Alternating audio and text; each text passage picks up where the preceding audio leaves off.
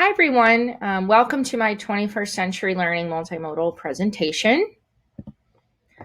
After doing my research this week and looking at multiple sources, 21st century learning is something that I thought I knew about, but really, there isn't one definition of what it is. There are a lot of interpretations of what 21st century learning is, which also opens up a lot of controversy. And after looking at multiple perspectives and different definitions, this is the definition that I kind of narrowed it down to. And it says that 21st century learning is something that is open to a lot of different interpretation, but in summary, embodies the idea of making our classroom as dynamic as the world around us. The four components that I found most essential of 21st century learning this week were student-centered instruction, collaborative education, learning should have context, and there should be integration with society and the world around us. When I look at two things I've already been doing, I would say that collaboration is something that is a huge part of my teaching philosophy already. And I constantly am making sure my students are working together, whether that's face-to-face or in a remote way with technology, which I've had to do a lot this year. As a student, I also thought about learning should have context and it should have a lot of meaning and value.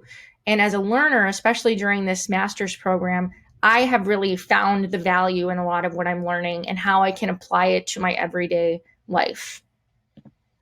The first one, just to go in depth a little bit more on each one, student-centered instruction. We as teachers can no longer be the main source of knowledge anymore. Teaching and learning is not what it looked like 20 years ago, 30 years ago, back when teachers just lectured and they fed kids knowledge and the kids listened. We have to make sure that the kids are learning how to learn. That's the last point I have there, on their own. Their different styles of learning should be recognized and celebrated and used in the classroom, no matter what the topic is or whatever lesson you're teaching. There should also be a lot of hands-on activities. This is something I feel that I do a lot in my own classroom as well, so that the kids can leave with a tangible experience based on what they were learning. So making the centered instruction around the kid is really a very important part of 21st century learning in order to create the future of problem solvers and critical thinkers. The second one, collaborative education. Students have to know how to work with others. Thinking about the future and their continuing education and their future jobs, we are preparing them for collaboration with people all over the world. And not just face-to-face, like I said, it could be a remote way of collaborating with someone.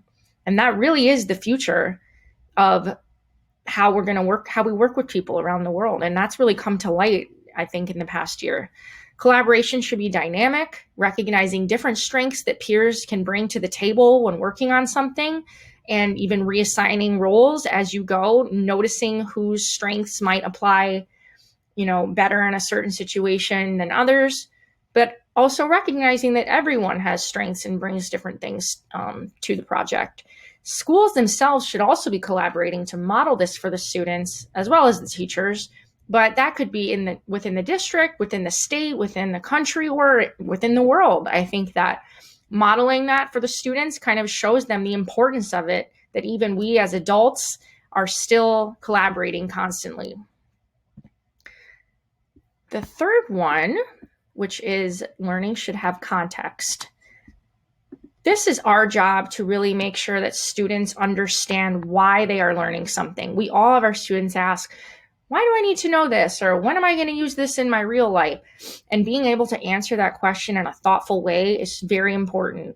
Students should be able to recognize how the skills they are learning can be applied to their everyday life with teacher guidance. And this was something I mentioned earlier that I've really felt myself doing throughout this master's program so far.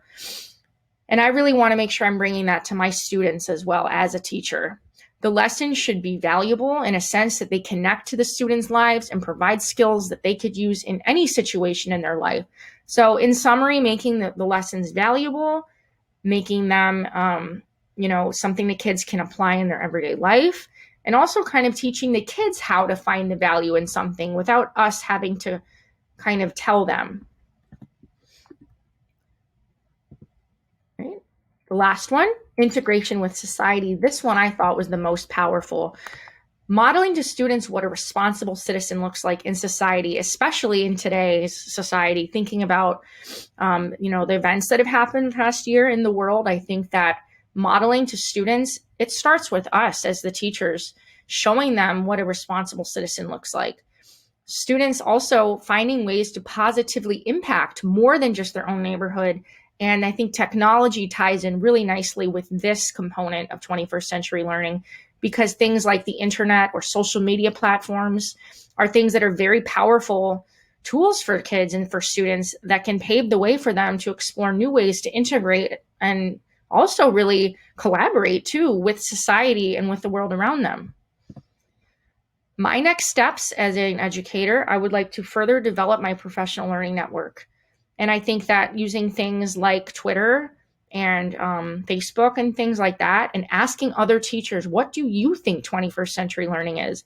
And being able to have a conversation and exchange ideas with someone is a really powerful thing that I would like to do more. Just a little, that next step than just reading articles about what people define it as. I would like to have those conversations with others.